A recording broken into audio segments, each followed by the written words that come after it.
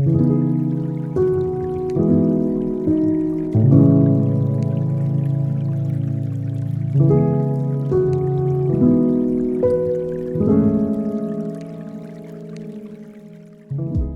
quiero aprovechar para dar la bienvenida a las personas que nos sintonizan desde YouTube a partir de este momento. El tema de hoy es Jesús, el fin supremo de la vida. Y como acabo de mencionar, vamos a terminar hoy la serie de la temporalidad de la vida. Y yo quiero aterrizar precisamente en mezclar lo que es temporal, como es nuestra vida, con lo que es eterno, que es Dios. Todo lo que tiene que ver con Dios es eterno, no tiene principio, no tiene final. Y Dios hace todas las cosas eternas. La intención de Dios era que el hombre viviera, que no muriera. Cuando creó a Adán y a Eva, era que el hombre tuviera una vida en sí mismo. Por eso es que había hablado Dios de colocar en él la semejanza. Solo llega a colocar la imagen o lo hace con la imagen, pero la semejanza, si usted lee cuidadosamente, no se llega a implantar en el hombre, y por eso es que cuando el hombre le abre la puerta al pecado, pues también le abre la puerta al morir. Entonces vamos a tomar la lectura desde Hechos capítulo 13 versículo 23. Dice la Biblia: de la simiente de este Dios, conforme a la promesa, levantó a Jesús por Salvador de Israel. Punto de partida que siempre me gusta hacer es que en este momento, lo que estamos leyendo ahora, se desprende de una predicación que el apóstol Saulo de Tarso está compartiendo en una sinagoga de Antioquía de Pisidia, que es una ciudad que está en la Galacia, lo que después son los Gálatas, en su primer viaje misionero. Y me ha impresionado mucho cómo el apóstol no solo viajó y fue, ay hermanos, qué bonito verlos, que el Señor los bendiga o lo que sea, sino que él repartió cargas teológicas muy profundas desde cada vez que él viajó. Y por eso es que nos ha llevado mucho tiempo hacer la narrativa del capítulo 12 y del capítulo 13. Este versículo tiene 3 enunciados que yo quiero tratar individualmente con ustedes para que aterricemos en lo que es entonces Jesús, el fin supremo de la vida. En primer lugar es la simiente de David. Ese es el primer enunciado. Pablo está hablando está predicando acerca de la simiente de David. Cuando usted lee la palabra simiente, ¿a qué se va su mente? En la Biblia, simiente, zera, viene de semilla, y la semilla es la unidad más pequeña, indivisible. Esa es la semilla. En la Biblia, también agregando, la simiente pueden ser los descendientes físicos, pero hay otra palabra para los descendientes físicos también. Dorot, son generaciones. Las generaciones son los descendientes físicos. Y hay una palabra para niño en la Biblia. No se le dice niño como decimos nosotros en castellano o en Guatemala, que es un patojito, sino la Biblia le llama un parido. Así se dice niño en la Biblia, un parido. Yeled, y viene de yalda, y yalda es dar a luz. Fíjese, lo que pasa es que a veces a nosotros vemos las palabras un poquito ofensivas, pero hay que hacer esa diferencia. Sin embargo, entonces, repito, la simiente puede ser genética, pero la simiente también puede ser implantada, puede ser adoptada. En el mundo de la naturaleza podemos ver esto como un injerto, por ejemplo, ¿verdad? Un injerto de un árbol que se pega en otro para que reciba de la savia y pueda también germinar y dar fruto. Sin embargo, la palabra que normalmente se traduce como hijo es la palabra ben. Dígale a su vecino ben. Ben quiere decir hijo y bat quiere decir hija. Fíjese, su hijo es su ben y su hija es su bat. Casa, y aquí va a terminar la lección de hebreo de esta mañana. Casa quiere decir, bueno, casi va a terminar. Casa se dice bayit. Y entonces el sustantivo hijo, ben, el sustantivo hija, bat, y el sustantivo casa, bayit, todos vienen de una raíz verbal. Así se maneja el idioma bíblico. Todo viene de un verbo. Dios es un Dios de acción. Y el verbo del que viene es el verbo baná. Y baná es construir. Así que cuando usted vea la palabra hijo en la Biblia, está hablando de un construido. Y esto puede ser genéticamente o puede ser por adopción. Por eso, cuando habla de Jesús, la Biblia no usa la palabra generación, sino usa siempre la palabra simiente, semilla. Hay una razón muy especial y creo que lo iremos descubriendo. Pero esta palabra hijo o la palabra hija, la mejor forma de entenderlo es heredero. Un hijo es un heredero. En la Biblia, estoy hablando de la Biblia, ¿verdad? No estoy hablando de la cultura nuestra, estoy hablando de la Biblia. De tal forma, y en la Biblia se pueden ver muchísimas asimilaciones, muchísimas conexiones. Por ejemplo, cuando el pueblo de Israel sale de Egipto, dice la Escritura que les acompañó un Ereb Rab, y eso, perdón por seguir diciendo cosas en hebreo, pero eso nos habla de una gran multitud mixta. Se piensa que el número de personas que salieron con los hijos de Israel también era similar al número de extranjeros que se fueron con ellos, que poco a poco se fueron integrando, se fueron asimilando y, para usar nuestra palabra, se fueron construyendo como herederos. Por ejemplo, Caleb, ¿se acuerda? ¿Ha visto usted a Caleb? Bueno, Caleb no era un hijo genético de Israel. Él fue injertado y llegó a ser un representante de la tribu de Judá. ¿Por qué? Porque Dios así lo quiso. Entonces era muy factible. Entonces, cuando vemos la palabra hijo, la mejor forma de entenderlo es como heredero. Y un heredero, la ley de nuestro país, incluso, y me corrigen si no estoy bien, porque aquí hay varios abogados, la ley de nuestro país le da los mismos derechos a un hijo adoptivo que a un hijo genético. Por lo menos en la Biblia sí que se las da. Por lo tanto, cuando hablamos de Jesús como el hijo, estamos hablando de un heredero. Ahora, Él no vino a heredar algo, Él vino a repartir una herencia. Y esa herencia se llama salvación.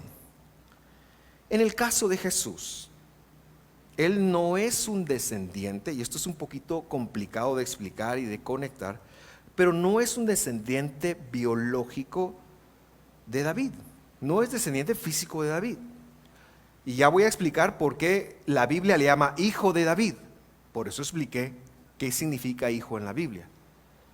¿Y por qué no era hijo de David? Son dos razones básicas. En primer lugar, él no era hijo genético de José, ¿verdad? Eso estamos claros, la Biblia lo dice. Él no era un hijo genético de José, no lo era. Hay un pequeño problema ahí con las genealogías que se dan de Mateo y de Lucas, en las cuales no coinciden, y entonces alguien por ahí dijo, ¿sabe qué? Lo que sucede es que esta es la de José y esta es la de Miriam, pero están errados. ¿Por qué? Porque Miriam no era descendiente de José. Miriam era levita, ella era de la tribu de Leví. Es más, Se le conoce a su papá, se llamaba Joaquín, y eran sacerdotes egipcios que se habían, mire esto, por eso es importante estudiar, que se habían refugiado en Egipto. Cuando Jesús es niño y bebé y Herodes lo quiere matar, ¿a dónde se va? Había una ciudad de refugio para israelitas en Egipto. Hasta habían replicado un templo ahí en Egipto. Así que Miriam, lo que sucede con las genealogías tiene que ver mucho con una confusión de copistas que al final, cuando lo estudiamos desde la academia, nos vamos a dar cuenta dónde hay el traslape. Pero ambas genealogías, la de Mateo y la de Lucas, nos hablan de José. ¿Qué sucede? Cuando José lleva a Jesús al templo para circuncidarlo en el 8º día, lo presenta como su heredero y lo adopta a la tribu de Judá. Y entonces Jesús, bíblicamente hablando, es llamado y cumple la promesa y el estándar de ser la simiente de David, a pesar de que él es y era Dios.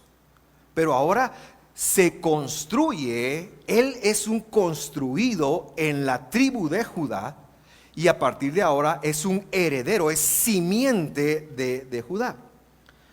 Todo esto forma parte de una promesa muy linda que está en el Salmo 89:4, un salmo por excelencia mesiánico, y dice: para siempre, está hablando el salmista, confirmaré tu simiente, le está hablando a David, y edificaré tu trono por todas las generaciones. Para siempre confirmaré tu simiente y edificaré tu trono por todas las generaciones. ¿Quién es la simiente de David? La simiente de David, el hijo de David, es Jesús, porque es un construido en la familia de David, porque José así, movido por Dios, así lo presentó. Así que se cumple lo de confirmar tu simiente, pero luego dice: edificaré tu trono por todas las generaciones. ¿Qué significa el trono de David? El trono de David significa el gobierno de David sobre, ¿cuántas tribus tenía Israel? ¿Cuántas? Muy bien, ustedes sí saben Biblia. El trono de David significa el gobierno de David sobre las 12 tribus. Más o menos entre el 940 y el 920 antes de Cristo, los descendientes de David dejaron de gobernar sobre las 12 tribus y se quedaron gobernando sobre 2 tribus nada más.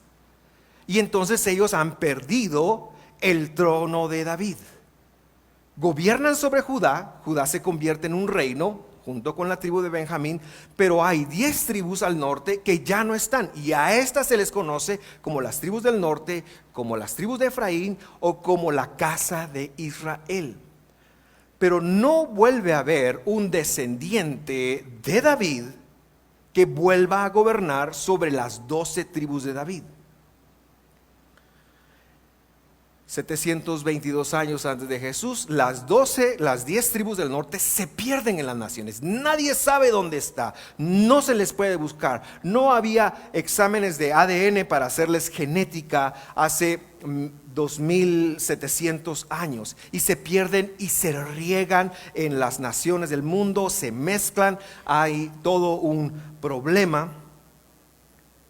Así que, ¿cómo va a ser Dios para cumplirle esta promesa a su pueblo, a su siervo David, de que su simiente, no sus descendientes, su simiente va a gobernar sobre las 12 tribus de Israel? Es un tanto complicado, especialmente porque estas se perdieron y a día de hoy nadie sabe dónde está.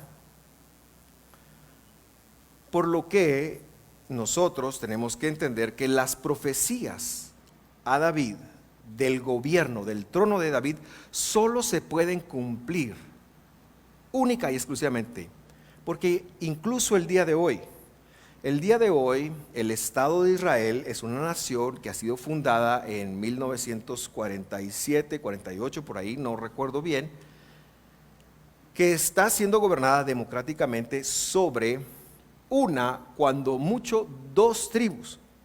Así que ni siquiera ellos están gobernando, aunque se llamen el Estado de Israel, pero ni siquiera ahí hay un gobierno sobre las 12 tribus. ¿Por qué? Porque nadie sabe dónde está. Pero esta es una promesa bíblica y Dios siempre, esa palabra solo se le puede aplicar a Dios. Dios siempre va a cumplir sus promesas, su palabra. Dios la va a cumplir. Lo que Dios ha dicho, lo que ha salido de su boca, Dios lo va a cumplir. El siguiente enunciado: conforme a la promesa. Conforme a la promesa.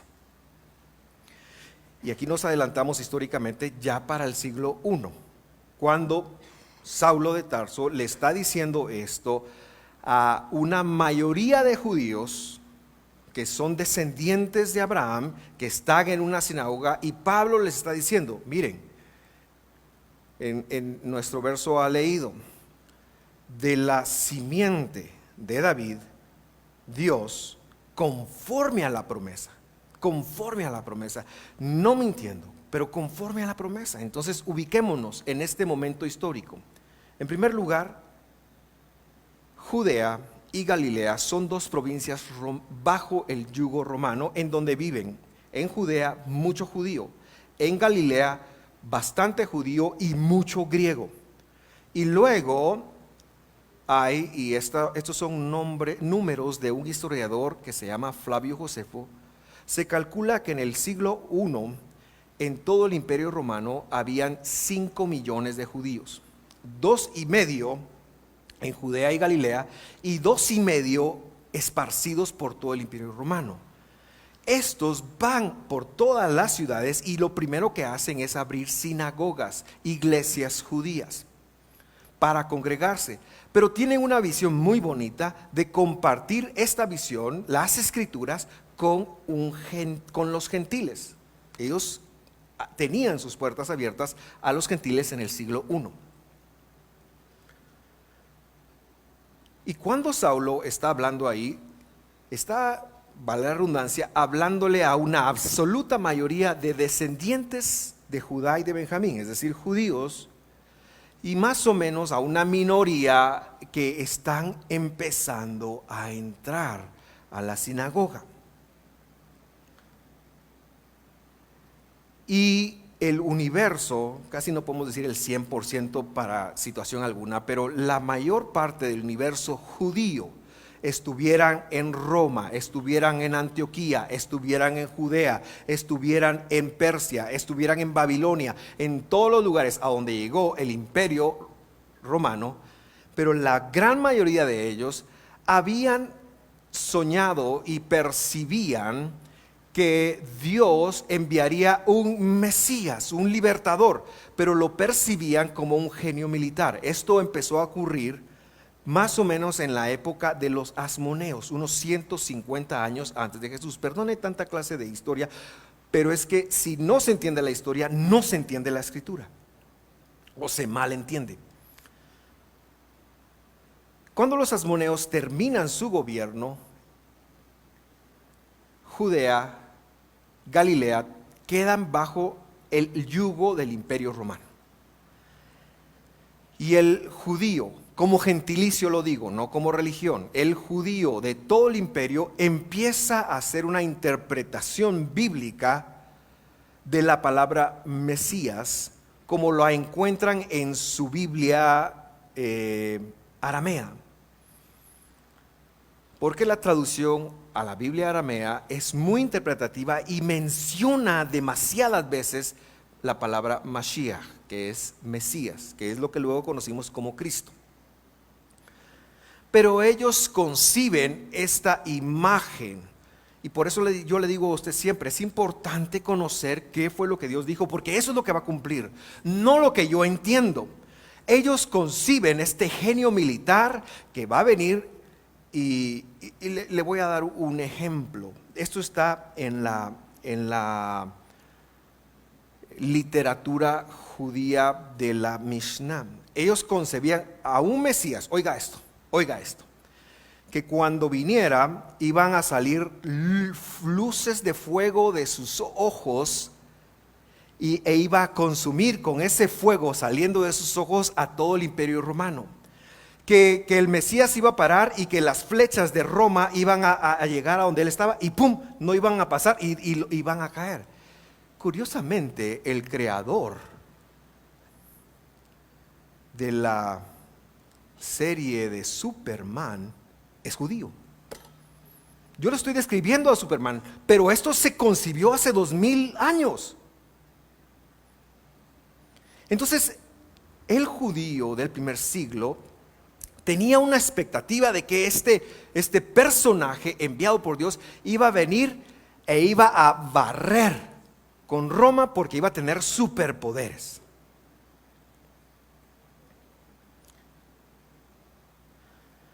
Pero luego viene el genio de Dios revelado a Saulo, para darles a entender a los judíos del primer siglo que eso no era lo que él había dicho, que había una promesa. Saulo, Pedro, Jacobo, bastiones de la iglesia de Jerusalén del primer siglo, empiezan a ver cómo en este momento histórico, bajo la predicación de ellos, y esto lo vimos en el capítulo 12 de Hechos, hay un mover, hay un avivamiento entre muchos gentiles que han estado por años dentro de las sinagogas judías, que empiezan a conocer el mensaje de Cristo, que se empiezan a convertir a Cristo y ellos los dejan. Es tanto el alboroto que otros judíos de la iglesia que venían del ala farisea dicen: no, ellos no pueden entrar solo así. Qué bonito, yo levanto la mano, acepto, recibo y en el nombre de Jesús ya estoy sano y no tengo que cumplir con todo lo que yo como judío tengo que cumplir, dijeron ellos. Ahora, esto no son los mandamientos del Antiguo Testamento. El judío tiene que cumplir con los mandamientos de la tradición oral. Eso lo voy a explicar en otro día. Y Pablo viene y dice: no. Y viene Pedro y dice: no. Ellos son salvos por la fidelidad de Dios. Y empieza una pugna que se narra en Hechos 15 y de la cual yo quiero extraer cómo fue que los apóstoles judíos del movimiento judío de Jesús, empiezan a ver a los gentiles que empiezan a entrar. Hechos 15:14. Simón, referencia a Pedro, ha contado cómo Dios primero visitó a los gentiles. Recordará usted a Cornelio. ¿Cuántos se acuerdan de Cornelio? Capítulo 10 de Hechos. Bueno, a eso se está refiriendo. Dice: visitó a los gentiles para tomar de ellos pueblo para su nombre. Dios visita a los gentiles, ¿para qué cosa? Para tomar de ellos un pueblo, ¿para qué? Para su nombre. Para eso visita Dios a los gentiles. Y entonces, si esto es gentil, la palabra gentil, goy, en la Biblia, quiere decir un pueblo sin origen ni sin identidad. Es una gran mara de todos lados, muy como somos los chapines. ¿Quién de ustedes, bueno, aquí había las Jacobs y eso no es justo, pero quién de ustedes me podría decir cuáles eran sus ancestros en 1721? No. Y lo digo, tal vez tú no lo sabes, pero yo sé que tu abuelo tenía la etimología de ellos hasta el siglo X, XI, de la tribu de Benjamín. Fíjese, si te pongo en vergüenza, discúlpame. Pero eso quiere decir Jacobs, hijo de Jacob. Pero mis anales se acaban en Huehue y en Shela. con abuelos o bisabuelos. Nosotros somos gentiles porque no sabemos cuál es nuestro origen. No sabemos cuál es nuestro origen. Y Dios está llamando, sacando un pueblo de los gentiles para tomar para ellos un pueblo. Dios va a ser un pueblo para su nombre. Ya veremos cuál es ese nombre. Verso 15. Y con esto, dice Jacob, que es el que está hablando, concuerdan las palabras de los profetas como está escrito, y esta es una profecía de Miqueas, si no recuerdo mal. Después de esto, volveré. Dios volverá. Dios iba a volver, Dios iba a venir por su pueblo. Después de esto volveré y restauraré el tabernáculo.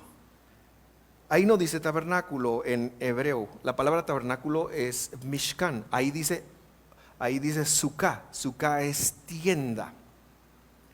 Pero yo le dejé porque la traducción así lo estaba. Y le puse entre paréntesis, ¿a qué se refiere? ¿A qué se refiere? Se refiere al trono de David.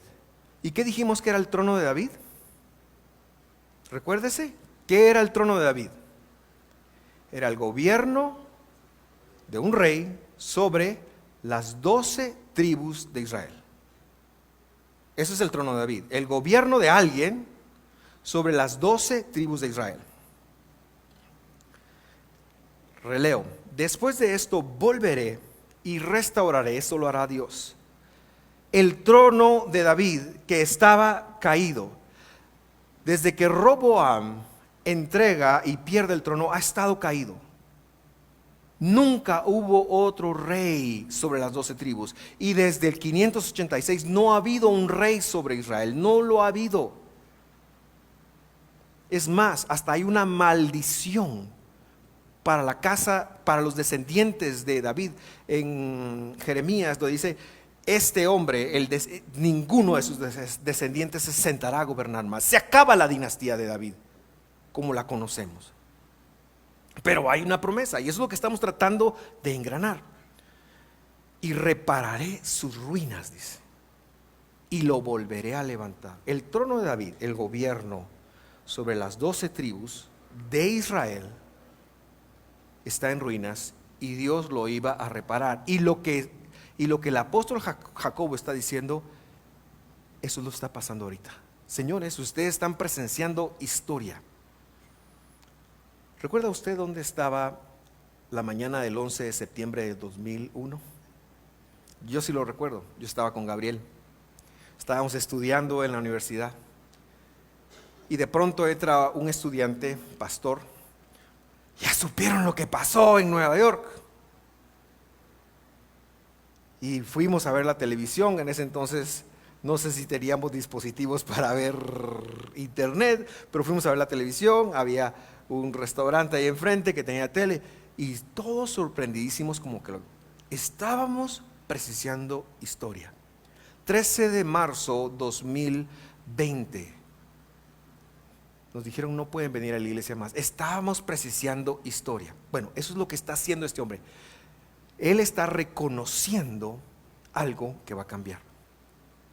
Versículo 17. Para que el resto de los hombres busque al Señor,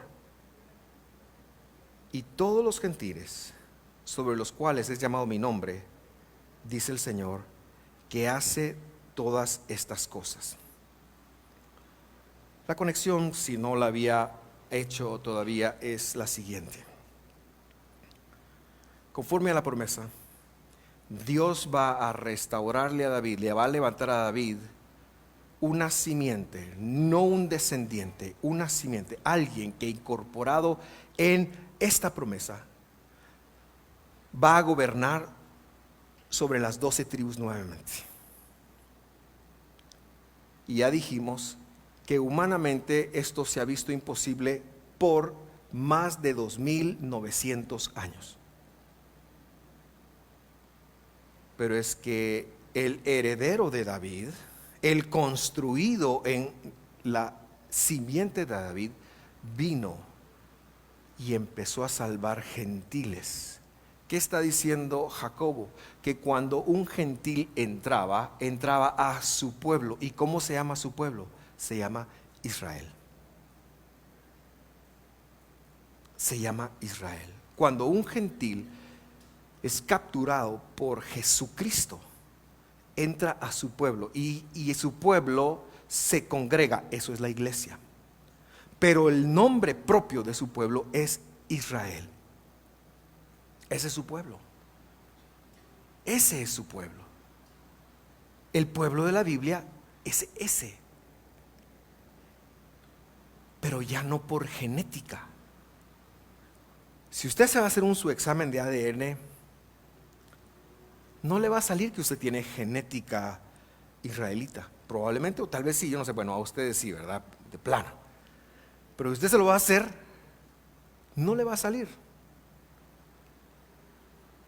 Va a salir un poco más cercana a Tikal, a Huachactún, ¿verdad? Así nos va a salir. Así que no es genética. Dios en Jesús nos incorporó a su pueblo. Por eso llegamos al tercer enunciado. Y por eso es que Dios levantó a Jesús para salvar a Israel. Esto es algo que no se restringe a razas. Esto es algo que no tiene nada que ver con los descendientes. Esto es algo que tiene que ver con la elección de Dios. Que Dios te llama por tu nombre, te llama para ser su pueblo. Olvidémonos de lo genético y sepamos que hemos recibido la adopción como hijos de Dios.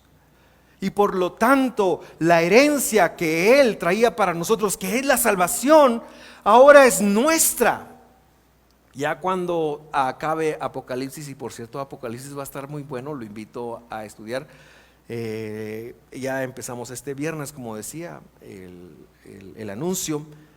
Pero cuando lleguemos al final de Apocalipsis, vamos a ver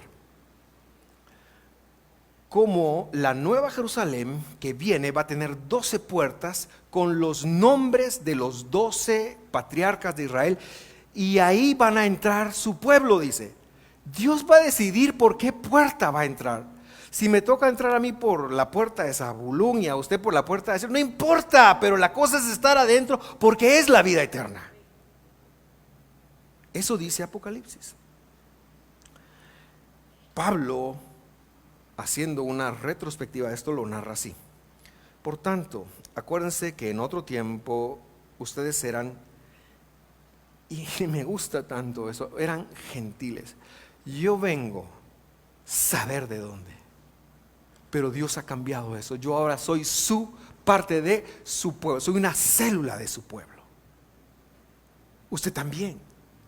Éramos gentiles en carne, que eran llamados, hasta nos tenían apodos los que supuestamente se creían más que nosotros, incircuncisión, de la que se llama circuncisión en la carne, la cual se hace con la mano.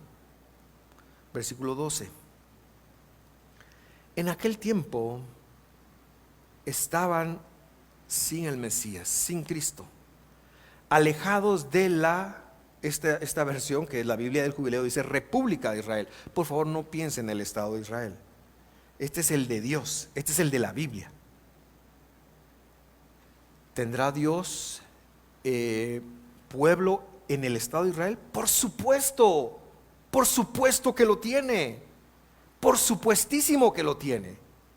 Pero aquí no está hablando de una república como no, sino de la nación de Dios, la cual es Israel. Entonces dice que estamos alejados, otras versiones traducen de la ciudadanía de Israel. Y dice, y extranjeros a los pactos de la promesa. Es decir, no teníamos salvación. ¿Por qué? Sin esperanza. Cuando usted lea esperanza en la Biblia, especialmente en el Evangelio, se refiere a la vida eterna. Sin vida eterna y sin Dios en el mundo. Versículo 13. Pero ahora en el Mesías, Jesús, ustedes que en otro tiempo estaban lejos, han sido hechos cercanos por la sangre del Mesías, porque Él es nuestra paz. Él es nuestra paz. ¿Sabe cómo se logra la paz? ¿Sabe qué significa paz? ¿Sabe por qué habían sacrificios para lograr la paz? Porque la paz solo se logra cuando se paga la deuda. Así se logra la paz. Así se logra la paz. Y la paz de Dios es que Él vino y pagó su deuda y mi deuda con respecto de Dios.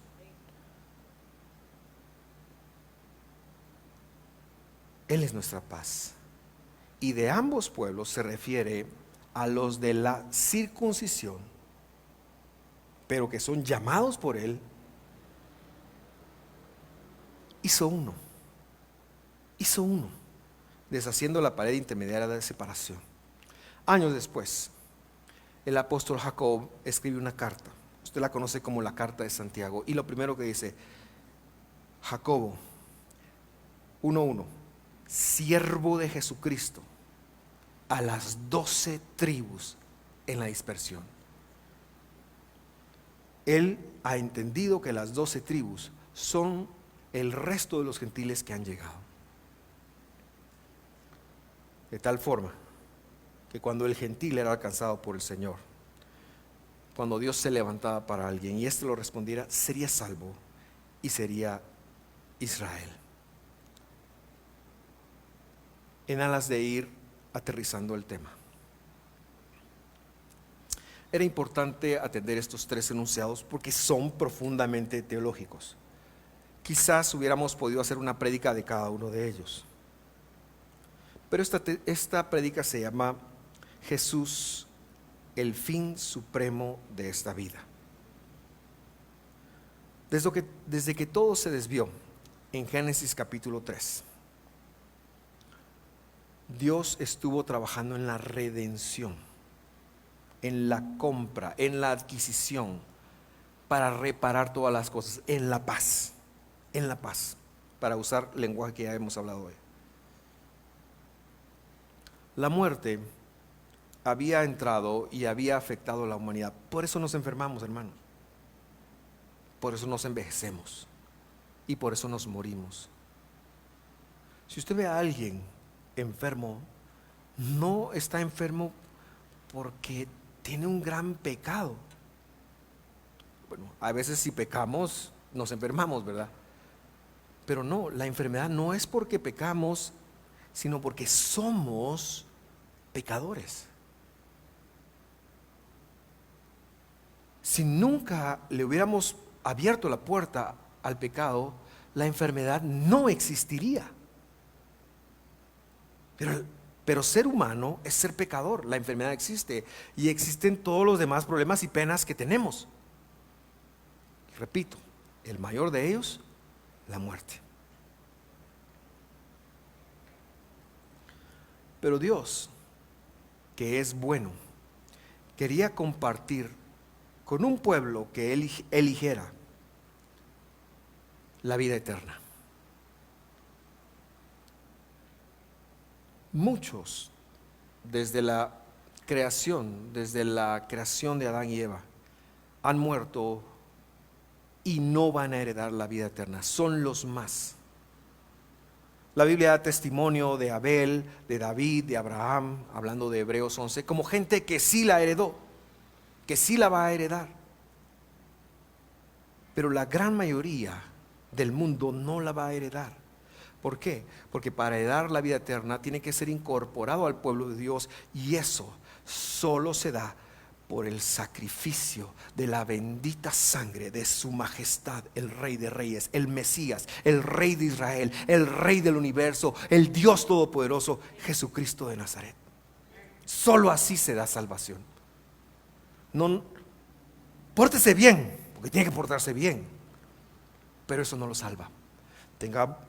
Sea altruista, hay que ser altruista. Pero si no tengo amor, ¿y qué es el amor? El amor es Jesús. No me sirve de nada. No me sirve. La salvación es una dádiva de Dios a una muestra de la humanidad. Si usted creyó en Jesús, si usted ha creído en Jesús y si usted todavía no ha creído en Jesús, pero está dispuesto a creer en Él, considérese la persona más dichosa del universo, porque eso es lo que va a detener la muerte para siempre.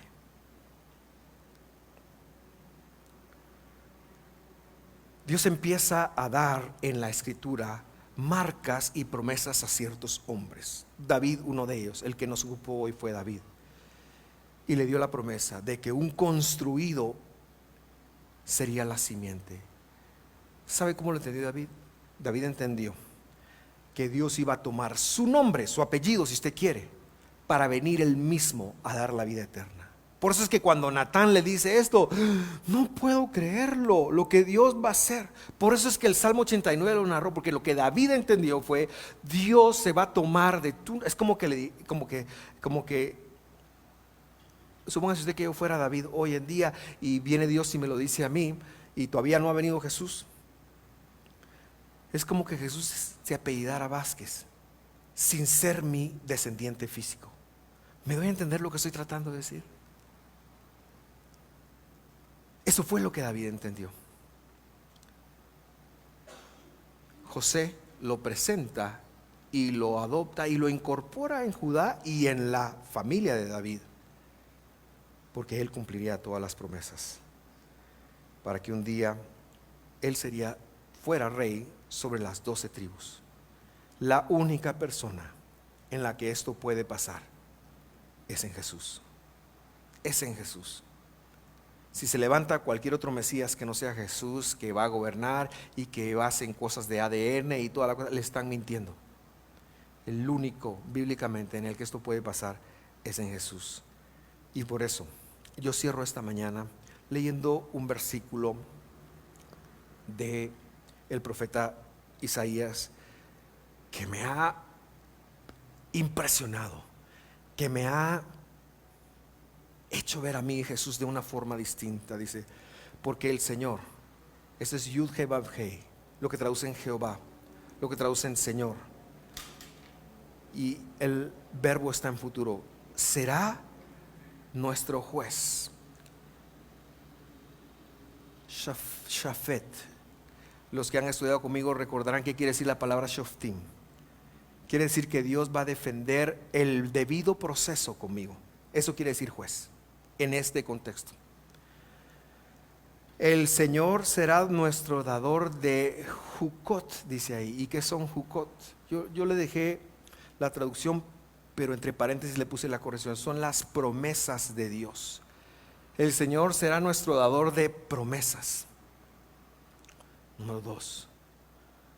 Número 3. El Señor será nuestro rey y va a gobernar sobre ¿cuántas tribus? Las 12. Él será. Vea que en este momento todavía hay descendientes de David gobernando en este momento histórico. Pero Dios le da una promesa a Isaías que dice: Él va a ser nuestro rey. Es que Él es el único en el que se puede cumplir la Biblia, en el que se puede cumplir la salvación, las promesas a David, las promesas a Abraham, las promesas a Isaac, a Jacob y a cualquier otra promesa que básicamente van de la mano y son casi la misma extendiéndose.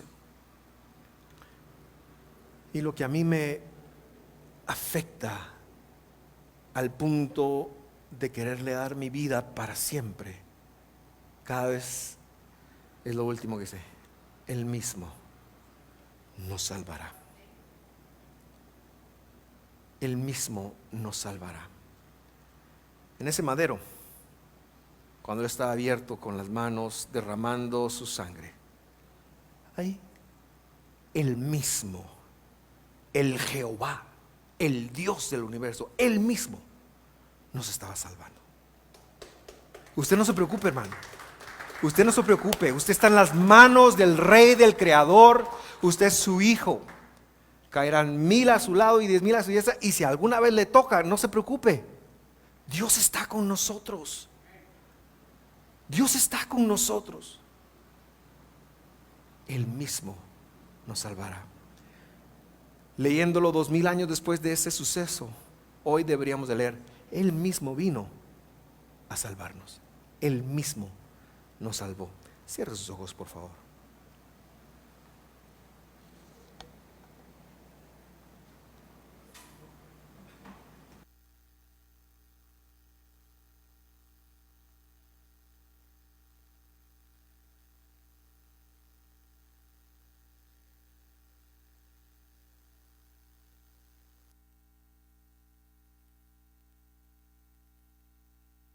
Quisiera pedirle que meditara por unos instantes en lo que ha escuchado esta mañana.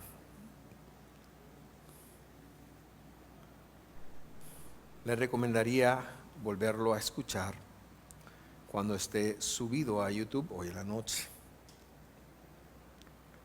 Cualquier día de la semana lo puede escuchar. Yo quiero imaginarme a Saulo frente a esa congregación de descendientes de los patriarcas, pero también de muchos gentiles que van entendiendo que Dios ha venido por ellos para incorporarlos, para que dejen de ser gentiles, para que se conviertan en su pueblo. Yo no sé dónde está usted en su viaje con Dios, pero el fin del tema de esta mañana era para hacernos conectar que lo más importante en esta vida era reconocer a Jesús como nuestro Salvador. Si usted es uno de los dichosos que ya ha hecho esto,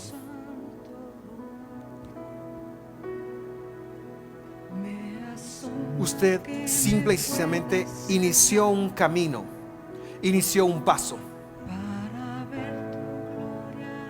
que ha de continuar en crecimiento.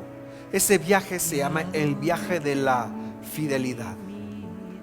Algunos le dicen el viaje de la fe, pero es el viaje de la fidelidad, en donde vamos conociendo cada vez más y más a Dios, en donde Él nos va amorosamente edificando, construyendo con su palabra,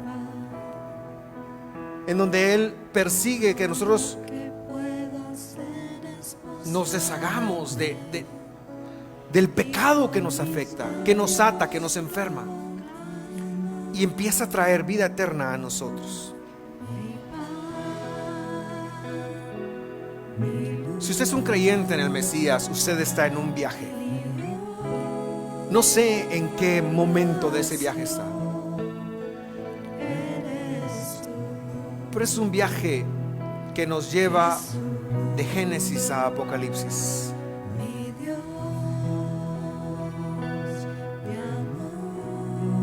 Y que exige y demanda una respuesta de parte de nosotros.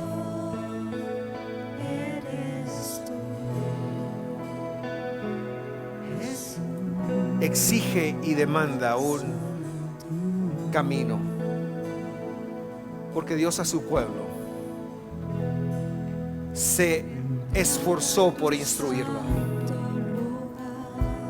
se esforzó por equiparlo, se esforzó por amarlo equipándolo.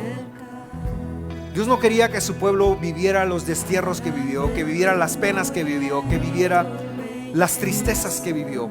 Todo eso lo leemos en la Biblia. De la misma forma como no quiere que usted, siendo pueblo, lo viva hoy en día. Por eso nuestro viaje debe ser en la Escritura, para que la persecución que venga nos haga afirmarnos cada vez en el Mesías y ver que Él nos ha llamado de victoria a victoria. Ver que, como dice, no seremos probados más allá. ¿Sabe qué quiere decir? No, usted no va a vivir una experiencia que no tenga a Dios con usted, y Dios le va a dar la salida, y Dios lo va a bendecir, y Dios lo va a sacar adelante. Estas son buenas noticias. Cuando Israel estaba prostituido, Dios le dijo: yo no voy a cambiar. Yo no voy a cambiar. No voy a cambiar. Voy a mantenerme fiel para contigo. Él es fiel, y su fidelidad es ese rasgo que nos mantiene en la salvación. Yo no sé dónde usted está en ese viaje, pero lo que yo quiero invitarle esta mañana es a reconocer que está en ese viaje y a viajarlo a través de la Escritura, a través de su palabra, con conocimiento de causa. Si usted no ha iniciado este viaje, si usted no ha reconocido a Jesús como su Salvador, yo quiero invitarle a dar ese paso. Si usted se ha apartado de Dios, es un buen momento para volver a Él. Dios siempre dejará la puerta abierta, pero estar lejos de Dios lo único que hará es dolor.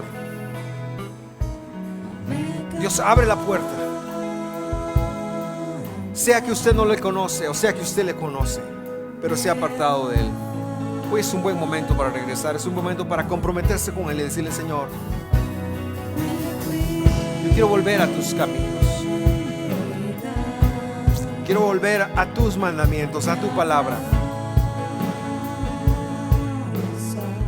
Haga conmigo esta oración, por favor.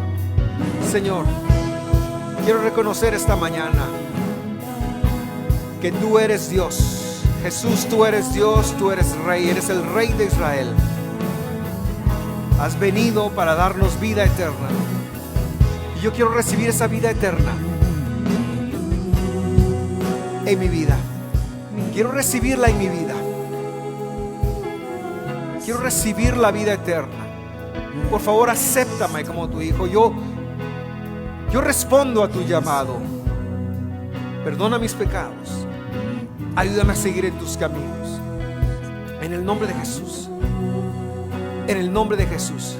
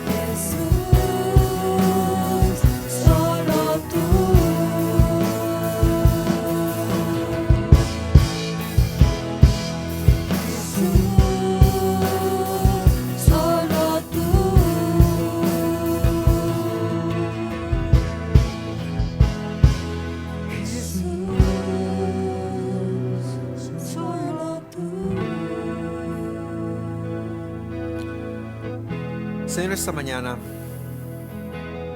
también presentamos cada una de nuestras necesidades, cada una de nuestras preguntas, cada una de nuestros dolores, de nuestros quebrantos. Señor, ayúdanos a doblegar nuestro yo, para que tú traigas tu palabra y empieces a traer revelación sobre cómo hemos de vivir esta vida y como está escrito, y así vivir y entrar en tiempos de refrigerio. Señor, revela tu palabra a nosotros, pero también, Señor, ayúdanos en medio de nuestras situaciones difíciles, en medio de enfermedades, en medio de problemas económicos, en medio de problemas familiares. Señor, pedimos tu intervención. Pedimos tu intervención, Señor. Queremos ser testimonios vivos del poder eficaz tuyo en cada situación y en cada circunstancia.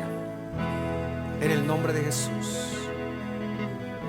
En el nombre de Jesús. Gracias, Padre.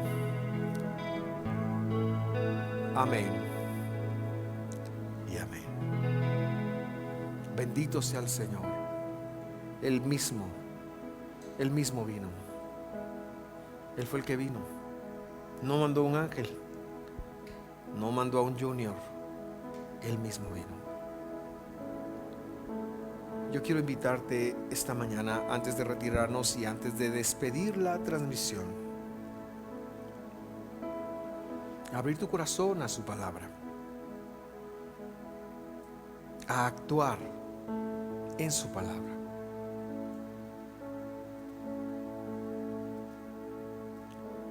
Dios ha puesto en ti su poder, su espíritu. Y Dios tiene una guía para ti, para que tú lo escuches. Cuando Juan, capítulo 16, dice: voy pues a preparar moradas para vosotros, Jesús no estaba hablando de que iban a hacer un resort al cielo. Jesús estaba diciendo: voy a ir a preparar mi habitación para enviárselas a ustedes. Eso quiere decir ese versículo interpretado correctamente. La morada del Señor, cuando tú le conociste, te la envió. Te la envió. Tenemos que aprender a escuchar más la voz del Señor, la voz de su palabra, versus la voz del yo humano, que quiere hacer lo que quiere o siente, especialmente cuando va en contra de la palabra de Dios. No es fácil. Por eso Jesús dijo: si alguno quiere venir en pos de mí, niéguese. Eso fue lo que pidió. Niéguese a sí mismo, tome su cruz, sígame.